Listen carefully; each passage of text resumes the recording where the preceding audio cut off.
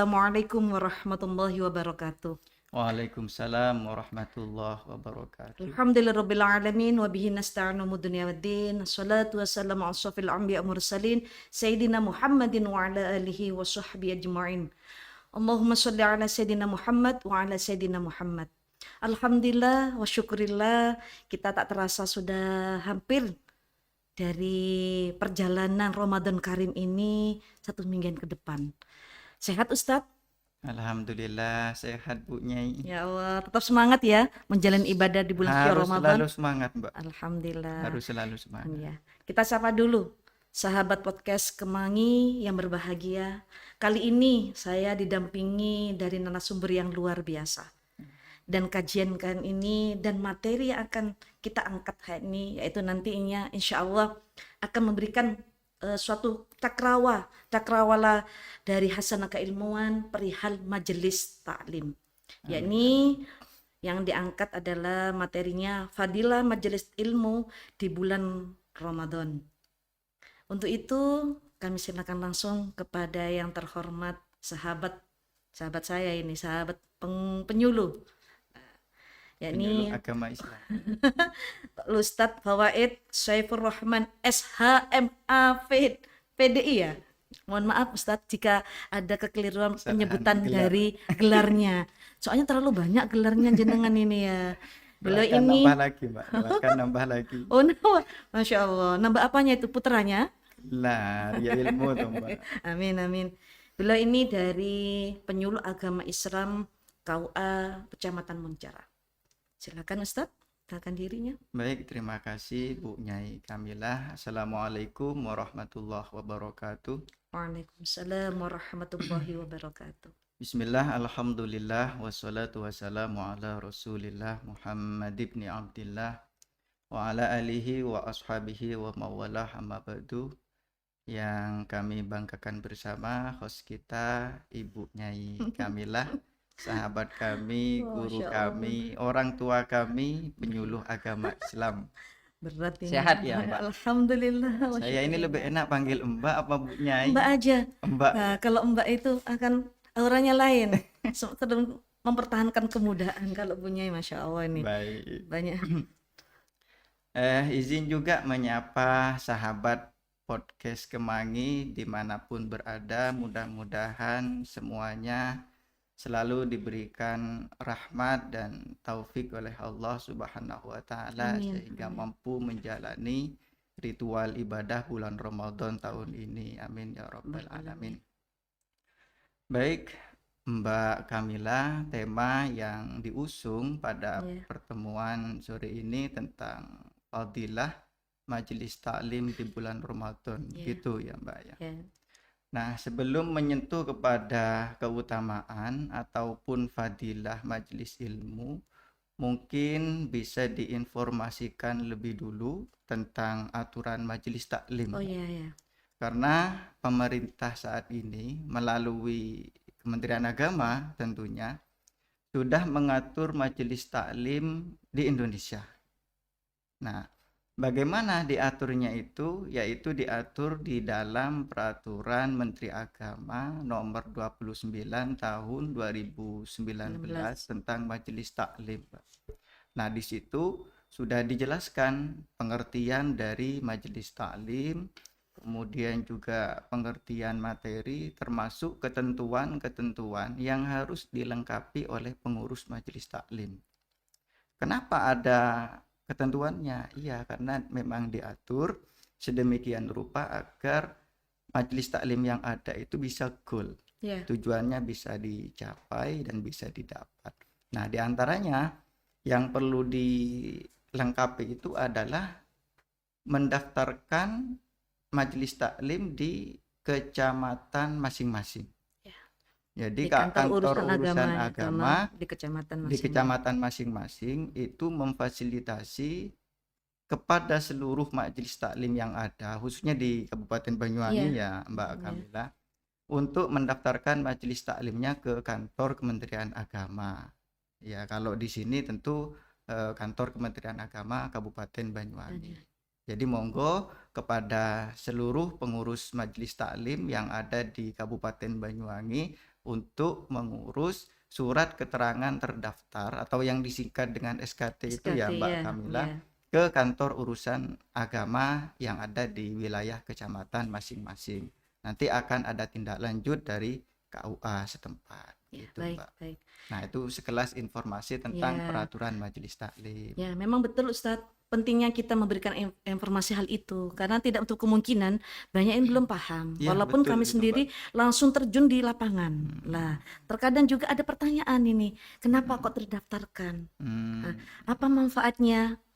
Apakah nanti kalau sudah terdaftar di Hmm. SKT Hmm. ini tersebut ini ke depannya tuh bisa nggak lah kebanyakan ini di masyarakat awam itu kalau sudah terdaftar sudah ada persiapan untuk ada sesuatu. Contohnya jika ada kegiatan bisa minta bantuan. Lah itulah Oh. Ustadz. Bagaimana Ustadz? Iya, Ini ya ya. mudah-mudahan saja Mbak, mudah-mudahan dapat dan kebagian begitu ya. Tetapi yang paling penting pointernya itu adalah terdaftar lebih dulu Iya, Mbak. Jadi mengurus SKT dulu, surat keterangan terdaftar dulu ke Kementerian Agama Kabupaten Banyuwangi. Baru nanti kalau misalkan memang ada peluang, silakan. Ya, pengurus Majelis Taklim bisa mengajukan sendiri. oh, berarti betul Ustadz ya. Jika sudah terdaftar, nah Terdaftar, itu kan sudah ada tatanan tersendiri. ya Nah, betul. minimal sudah dimasuk dalam eh, dari Kementerian Agama Iya, bahwa betul-betul terdaftar. ini penegasan ada majelis Iya, taklimnya. betul. Dan satu hal yang penting juga Mbak Kamila untuk diketahui bahwa yang namanya majelis taklim itu ada pengajiannya, Mbak. Ya, itu Ada dia. materi yang sistematis, Ya, terstruktur, ya kemudian juga ada tujuannya, goalnya, ya, dan ada evaluasi. ya, Jadi bukan majelis solawat saja atau majelis tahlil saja, ya. nah, tetapi di dalamnya itu memang ada kajian rutin ya tentang pendidikan agama Islam yang itu menjadi sarana dakwah. Oh, Itu yang iya. paling penting. Berarti ada khusus kitab yang akan Iya, jadikan betul. kajiannya Ada secara materi berjenjang khusus. dan berkelanjutan gitu Betul, Ustadz ya. Oh, berkelanjutan, iya, Mbak. iya, Sehingga iya. goalnya kan ketemu. Ya, ya, Ya, ya. bukan pengajian umum begitu. Ya, Betul, ya, itu memang masuk majelis taklim. ya. Tetapi yang spesifik yang diatur seperti dalam peraturan Menteri Agama nomor 29 tahun 2019 itu 19. adalah majelis taklim yang memang ada jadwal khusus, jadwalnya sudah lengkap, sudah ada pemateri yang tetap, ada materi yang berkelanjutan, Iya, iya. dan ada evaluasi. Iya. Ya ini kadang-kadang kan secara global sudut pandangnya bahwa majelis taklim keseluruhan di setiap di pengajian itu majelis boten padahal ada Betul. spesifik sendiri ya Iya, kan. ada ketentuan sendiri Nggih, Mbak, leres. yang dimaksud majelis Ya, taklim. ya, ya. Nah, kayak gini kan sudah tahu ya Ustadz ya, minimal Iya, ya. iya, Kita alhamdulillah. nah dari sini dari informasi pengembangan perihal majelis taklim kita masuk kepada apa apa hal yang paling mendasar untuk diketahui oleh umat Islam di dalam agamanya. Nah, ini kalau sudah ke majelis taklim, wadah majelis taklim, insya Allah akan mengerti apa. Kadang-kadang tidak mengerti Ustadz maknanya itu. Tujuannya itu ya Iya, Mbak ya, makna dan tujuannya. manfaatnya, Ya, hadiahnya. laras. Oke.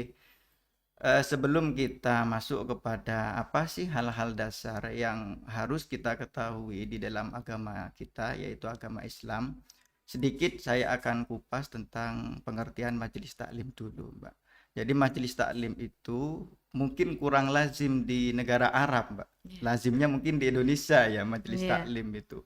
Nah, kalau dilihat dari derivasinya, asal kata dari majelis taklim itu kan gabungan dari kata majelis dan taklim, Mbak. taklim. Majelis sendiri itu diambil dari bahasa Arab, jalasa yajlisu, julusan wa majlisan wa jalisun wa dzaka majlisun ijlis la tajlis majlisun majlisun. Jadi ada isim makan dan isim zaman. Sedangkan taklim sendiri itu juga diambil dari bahasa Arab, allama yu'allimu Timur. ta'liman, mengikuti wazan fa'ala yufa'ilu taf'ilan. Nah, ketika kita gabung antara majelis dan taklim ini, maka bisa kita artikan dengan tempat atau waktu untuk belajar. Nah, ini pengertian secara bahasa atau etimologi. Namun pengertian majelis taklim sebagaimana yang telah diatur di dalam peraturan Menteri Agama nomor 29 tahun 2019 itu menyebutkan bahwa yang dimaksud dengan majelis taklim adalah perkumpulan Ya. ya yang dilaksanakan oleh kelompok tertentu di mana di dalamnya itu ada pendidikan agama Islam dan itu menjadi sarana dakwah.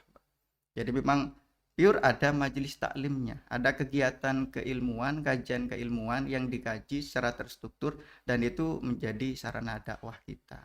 Nah, itu majelis taklim. Lalu bagaimana histori dari Ya. majelis taklim ini? Nah, sebenarnya majelis taklim dipandang dari sudut sejarahnya, historisnya itu sudah ada sejak awal perkembangan agama Islam. Ketika Rasulullah menyebarkan ataupun menyampaikan risalah agama Islam, Mbak. Nah, pernah suatu ketika Rasulullah itu di salah satu rumah sahabat yang bernama sahabat Arkom, beliau juga mengajarkan Al-Quran, metode pengajaran Al-Quran yang disebut dengan Al-Kutab. Nah, dan itu sangat efektif, Mbak. Hasilnya sangat signifikan dan dilanjutkan oleh salafun soleh berikutnya, para sahabat, tabi'in dan tabi'ut tabi'in hingga masa Bani Abbasiyah. Nah, majelis taklim kemudian di Indonesia itu berkembang cukup pesat menjadi lembaga dakwah dan menjadi pendidikan non formal ya, pendidikan Islam non formal setelah lahirnya pendidikan di pondok pesantren. Nah, saat ini sudah banyak majelis taklim, apalagi majelis sholawat yang di mana-mana ada majelis sholawat, apa itu Mbak? Macam-macam itu. Iya, macam-macam sekali, sudah berkembang pesat dan alhamdulillah sekali. Tinggal mengurus SKT. Kembali ke itu juga. Kembali ke SKT lagi, Mbak. Surat keterangan terdaftar majelis taklim. Nah, itu sekelumit tentang majelis taklim. Lalu hal apa yang harus kita capai di dalam majelis itu, di dalam hadir di dalam majelis taklim itu sebenarnya tidak lepas dari trilogi agama di dalam agama Islam, Pak. Jadi di dalam agama Islam itu ada yang namanya trilogi agama. 3 pondasi keagamaan di dalam agama Islam. Apa saja yang dimaksud dengan trilogi agama itu? Yang pertama adalah iman. Iman ini nanti bertransformasi menjadi akidah, Mbak. Kemudian yang kedua adalah Islam yang nanti bertransformasi menjadi syariah. Dan yang ketiga adalah ihsan yang nanti bertransformasi menjadi akhlak. Nah, ketiga-tiganya ini harus ada di dalam diri kita, di dalam pemeluk agama Islam. Jadi kita harus belajar tentang akidah, belajar tentang syariah, belajar tentang akhlak. Akidah itu tujuannya agar kita itu mengenal Tuhan kita secara yakin, secara hakul yakin, berdasarkan dalil-dalil akli. Karena dalam masalah akidah ini kan kita tidak boleh taklid, Mbak. Tidak boleh berdasarkan contoh dari siapapun, tapi memang harus belajar dari dalil-dalil aklinya. Nah, sehingga mantap beribadah itu mantap. Dan penguatan dari jati dirinya. Betul, jadi tidak mudah terbawa arus kalau akidah kita itu baik. Kemudian syariah itu tujuannya adalah agar kita itu ngerti bagaimana cara kita berinteraksi dengan Allah, cara kita beribadah kepada Allah, dan juga cara kita berinteraksi di dalam sosial kita kepada sesama kita. Dan akhlak itu tujuannya adalah agar kita itu bisa mengerti mana yang baik dan tidak baik, yang perlu kita lakukan dan yang tidak perlu kita lakukan. Itu yang paling pokok yang harus kita dapat di dalam majelis taklim yang ada, begitu, Mbak Kamila. Ya, berarti dari kupasan Pak Ustadz ini sedikit banyak yang harus kita ketahui. Dan pastinya ada pertanyaan, Ustadz. Iya. Memang dari 3 tipologi tadi itu sangat harus mendasar. Karena pentingnya mendasar. Dari rasa imannya kita, kekuatan kita, Islamnya kita, pengakuan dan kita, dan seterusnya ihsannya kita dalam mempraktekkan dalam keseharian dari apa yang ilmu yang sudah kita dapat. Benar, Ustadz. Dan ini ada pertanyaan, Ustadz. Gimana? Kita boleh nggak ya memaksa keluarga atau anak-anak kita, teman kita, tetangga kita untuk hadir di majelis-majelis ilmu, majelis taklim, majelis kajian-kajian itu. Apalagi di bulan suci Ramadan ini berlomba-lomba fastabiqul khairat, bahasanya gitu ya. Iya, banyak sudah banyak merambah dan menjamur ini. Iya, benar Ustaz. Berlomba-lomba. Akan tetapi ini kurang mengerti mungkin dari teman-teman bagaimana cara memberikan pandangan. Soalnya masih ditemukan dari sekian dari masyarakat itu, Mm-mm. anak mondok dengan keadaan dipaksa oleh orang tua, ini anak Mm-mm. mondok ini, Mm-mm. ataupun tidak anak mondok dipaksa, hingga harus hadir. Ya, artinya diupayakan lah. Emang-emang nak, ini Iya, bulan betul. Ramadan. Betul, bahwa kita mengetahui, mengkaji dalam majelis ilmu di bulan Syahrir Ramadan itu, Masya Allah. Tujuannya beda, memang beda dengan di hari-hari yang lainnya. Tujuannya apa? Di bulan-bulan Ya, lainnya ya, Mbak. karena mungkin melipat gandakan dari pahala yang Pahala. sudah disediakan oleh Allah. Beda memang terasanya. Karena apa? Melembutkan dari sesuatu hati yang keras, mungkin begitu. Kan Iya, ada kepekaan di sana. betul Ya itu, itu. Mbak. Dan sekaligus ada tambahan hasanah, Mm-mm. siraman rohaninya. Karena paling tidak dengan adanya kajian itu yang kita harapkan kepada, kita upayakan anak-anak kita, Keluarga generasi ke depan, kita. keluarga, tetangga dan lainnya, sama-sama. Bagaimana caranya membungkus dalam kehidupan ini sesuai dengan koridor yang Allah Iya, syariat dari Allah Subhanahu wa taala dan dicintai oleh Kanjeng Nabi, yaitu. Bagaimana Ustaz? amin. Pandangannya Oke. Ustaz ya. Ini pertanyaan bagus sekali, Mbak ya. Karena memang ini sesuai dengan faktanya. Ya, kalau bisa itu keluarga kita, anak-anak kita kan tidak perlu dipaksa. Nah, bagaimana caranya agar mereka itu tidak harus dipaksa terus? Berarti sejak awal kita memang harus menjadi tauladan lebih dulu, Mbak. Ya, itu. Iya, kita mempraktekkan lebih dulu. Ya, Jadi jangan hanya pintar menyuruh, dulu Mbak ya, tidak bisa tetapi sulit untuk mengerjakan. jaga. Nah, kalau kita sudah membiasakan mempraktikkan, memberikan tauladan lebih dulu, mencontohkan, insya Allah akan berpengaruh, mengalir juga kepada keluarga kita yang lain, termasuk anak-anak kita. Begitu. Lalu bagaimana bagi yang memang perlu dipaksa, Mbak? Karena tidak semua kondisi anak ini kan Iya, sama, Mbak ya. betul, betul. Ada anak yang memang perlu dipaksa, ada anak yang tidak perlu dipaksa. Dia memang semangat karena motivasi internalnya kuat. Ya memang harus dipaksa, Pak. Tidak apa-apa itu. Kita memaksa keluarga kita, anak kita untuk hadir di majelis Iya. taklim. Tujuannya yaitu tadi mendapatkan tambahan pengetahuan tentang agama kita. Dan ini ada cerita menarik, Mbak. Di dalam salah satu tokoh kita yaitu Imam Al-Ghazali. Iya. Nah, sebagaimana yang disebutkan di dalam kitab beliau Jawahirul Quran itu, beliau memang menuliskan sendiri bahwa talabnal ilma li ghairillah fa'aba ayyakuna illa li ghairillah. Jadi saya itu mencari ilmu bukan karena Allah. Pada awal beliaunya mencari ilmu, Mbak, Iya. menuntut ilmu. Karena kan kondisi orang tua yang sudah meninggal, Iya. kemudian dititipkan, dan setelah dititipkan itu juga kehabisan biaya. Biaya. Akhirnya Imam Al-Ghazali dan saudaranya ini dimasukkan ke pondok pesantren untuk menyambung hidup, biar mereka bisa tetap hidup. Iya. Namun dalam perjalanannya, nah ini kan proses, Mbak. Iya, semuanya butuh proses betul. memang. Jadi di pesantren, di majelis taklim itu kan ada tambahan ilmu. Nanti dia akan menyadari bahwa tujuan kita mencari ilmu itu adalah untuk lillah, kan begitu, Pak. Iya. Sehingga di akhir beliau menyampaikan fa'aba ayyakuna illa lillah. Tetap sekarang seluruh aktivitasku hanya untuk Allah, lillah. Itu kan jadi memang dipaksa, ayo, termasuk ikhlas, Mbak Kamila. Oh iya. Wah, orang itu kan tidak Sulit mudah belajar kadang-kadang, ikhlaskan. Ya iya. dipaksa dulu tidak apa-apa. Ya tarik saja Iya, 500 betul. ribu untuk Terkadang semuanya. benar Ustaz. Terkadang sesuatu yang kebaikan itu harus dipaksa. Iya, Ya, harus itu. Kalau nggak gitu, bagaimana untuk membiasakan? iya, untuk Ya. pembiasaan. Iya, betul. Tapi harus ada keteladanan, dipaksa. Tapi yang orang tuanya masih megang HP. Ayo nak, Nah, ini berangkat ke pengajian. Iya. Ayo berangkat ke majelis taklim. Ternyata masih megang sesuatu. Iya. Ya, itu tuntunan harus dicerminkan. Betul, Iya. itu, Mbak. Itu dari skup itu bagaimana Ustadz? Sekarang masyarakat banyaknya hal-hal yang berkenaan dengan majelis taklim ini. Apakah harus terus-menerus ikut? Karena gini, disuruh orang tuanya, saya mau ke majelis taklim. Masih ini, wah sekarang ketika sudah dipaksa, setiap spiritnya bertambah. Akan tapi dari hal-hal yang lain lalai.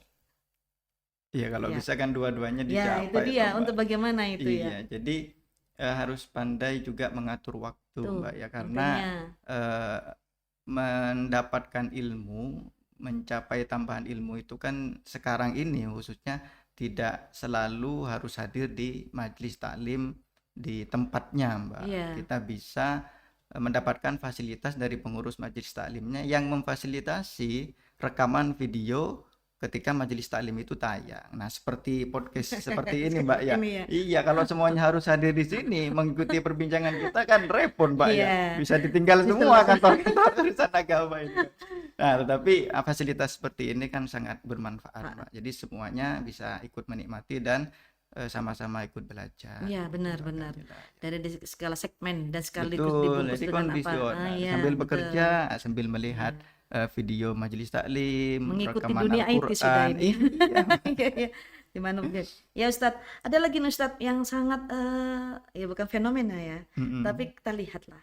Ya, tadi ini kebanyakan maaf dari yang saya tangkap. Mm-mm. Banyak yang kan ini dari ibu-ibu pengajian. Oh, kebanyakan ibu-ibu ya kan? Termasuk Mbak Kamila ini Ya, jangan-jangan. ibu-ibu yang semangat ke majelis taklim gitu kan. Ya, kita hanya memberikan spirit dan bagaimana memberi teladan kepada lingkungan keluarga bahwa pentingnya kita silaturahmi, pentingnya kita membangun rasa kesalehan sosial tinggi. Betul. Dengan apa ya? Dikemas dengan dibungkus hal-hal yang bermanfaat ya ini di majelis taklim. Ya, karena saya memberi pengertian bahwa tingkat solehnya seseorang bukan hanya beribadah saja, tapi harus lebih lugas, lebih luwes bagaimana tingkat sosial itu ini berbaik dengan tetangga, masyarakat, dan dengan adanya menjaga kemoderasian beragama dan lain sebagainya. Kerukunan. Ya itu tujuan kami saat ini, Ustaz.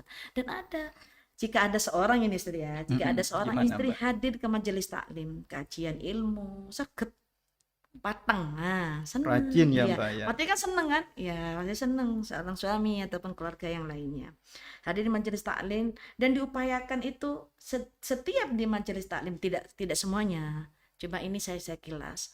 Karena di antara senengnya ke majelis taklim selain silaturahmi, menambah ikatan persaudaraan, ketemu sama teman dan yang tidak mengenal bisa mengenal, akhirnya meluaslah Nambah suatu saudara. hubungan ini ya, sehingga tambah dampak kebaikan pasti ada. Tidak untuk mungkin yang lain yang kurang tahu. Ustaz. Cuma ini setiap di majelis taklim ada deskot.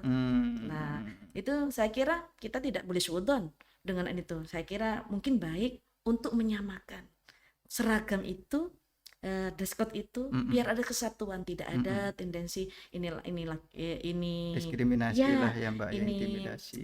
tinggi, hacknya tinggi atau rendah atau apa, sama dengan adanya itu. Ini dress code Ustadz. Termasuk Nah, selfie-selfie ya, Mbak. wah, ya itu. Kita tambah selfie dan bahasanya begini, tapi kadang-kadang relevan, mendasar memang. Dengan ini pakai dress code ataupun berselfie ria, dengan harapan itu, yaitu ada sedikit yang menggelitik memang Ustadz. Iya. Apa? Menambah selain hasanah keilmuannya, dia berdakwah bil hal itu. Nah, ketika tanya kok pakai dress code, kok pakai selfie, ya ini, ya kalau bukan kita siapa yang berdakwah bil hal? Iya, Katanya yang betul itu. menggerakkan. Nah, ini bagaimana menurut panjenengan? Baik. Ini juga fenomena yang banyak terjadi ya, Mbak, ya. Iya. Dan itu bagus sebenarnya, Mbak. Nah, termasuk selfie dan pengaturan seragam agar memang seragam itu monggo. Itu kan termasuk dari muamalah, Mbak. Iya. Dan hukumnya memang boleh kan, al-aslu fil muamalati al-ibahah. Nampak memang ada dalil-dalil yang nanti memalingkan itu. Nah, ada hal yang menarik tadi, Mbak, yang saya catat tentang dakwah bil hal. Iya. Jadi itu dia. bagaimana kita mempromosikan setelah kita hadir di majelis, kita selfie, kita buat status untuk menunjukkan bahwa kita pernah hadir di majelis taklim, begitu kan, Mbak. Nah, itu sangat positif untuk memberikan informasi kan, Iya. Mbak. Nah, tetapi yang perlu diketahui bahwa yang namanya dakwah bil hal itu kan kita memberikan tauladan, Mbak. Iya, Kita selain dari- mengajak Iya. dulu dan kita juga piawai, pandai untuk mengaplikasikan, melaksanakan hal itu. Nah, artinya adalah hadir di majelis taklim itu merupakan hal positif. Kan begitu, Mbak, ya. Iya. Nah, tetapi yang paling penting daripada itu adalah kita juga berusaha untuk mengamalkan apa yang telah kita dapat di majelis Ya, tersebut. tentunya Ustadz. Nah, jadi tidak hanya sekedar kita berselfie itu sudah dakwah bilhal begitu, Iya. Mbak. Betul, itu memang dakwah bilhal. Nanti orang melihat status kita, oh ini hadir terus di pengajian, saya mau ikut. Iya, Nah, ya itu. tetapi yang Kadang paling itu. penting dari itu adalah dakwah bil halnya adalah kita berupaya semaksimal mungkin untuk mengamalkan materi ataupun ilmu yang telah kita dapat di majelis taklim itu di dalam kehidupan kita sehari-hari. Iya. Maka fa insyaallah itulah nanti yang akan mengait orang, Iya, menggiring juga untuk itu menggiring ya. orang untuk ikut loh Mbak. Suka, Oh ternyata suka, memang ada perubahan Iya, hadir iya. di majelis taklim. Nah begitu Mbak Iya. ya. Ya Ustadz, benar-benar. Dan tapi juga tidak menutup kemungkinan dengan adanya hal itu, Mm-mm. yang tak pernah ikut. Nah jadi Karena ikut apa? kan Mbak. Senang, iya. Betul. Tergiring itu. Oh Iya. ternyata senang juga ya. Bahagia ketemu sama Betul, teman, ketemu dengan kajian teman, ini. Tentunya kajian. betul. Betul. Pak yang paling krusial perihal ilmunya. Iya. Yang lainnya itu bagian dari Dan ya, itu kisi-kisi. ada ini Mbak pernyataan begini, lisanul hal Hal-hal ya. afdalu min lisanil maqal. Jadi kita itu memberikan tindakan langsung, mencontohkan langsung itu jauh lebih mengena daripada kita hanya sekedar menyuruh-nyuruh saja Iya. Mbak, mengajak secara lisan kita. Karena mengajak itu bisa dilakukan oleh semua orang, tetapi mencontohkan tidak semua orang bisa melakukan. Ini yang bisa menyentuh Ya, sebenarnya. benar Ustadz. Terkadang kita untuk berdakwah ini ya, kita seorang Iya. penyuluh ya kan ya. Banyak sekali yang dalam kompleks persoalan di masyarakat. Tapi ambil dulu yang sekarang dengan tren. Pelan-pelan bicaranya Iya, proses, semua pelan-pelan, butuh proses. proses Iya. dijalani. Tapi betul benar, yang penting tuh kesan dulu. Betul. Iya, baru pesannya nanti kita sampaikan. Nah, Kalau pesan tuh kebanyakan sudah aduh itu tok. iya betul. Ada tingkat kebosanan yang lain. Memang tidak akan pernah bosan mencari ilmu untuk ilmu. Mm-mm. Kalau kita bagian sekup yang lain. Iya. Bagi untuk yang pemula ini kesan dulu. Nah, itu yang kami betul. tanyakan dulu. Kesan dulu. Kesannya begitu, lah nanti pesannya baru Branding kita ya sampaikan. Mbak ya.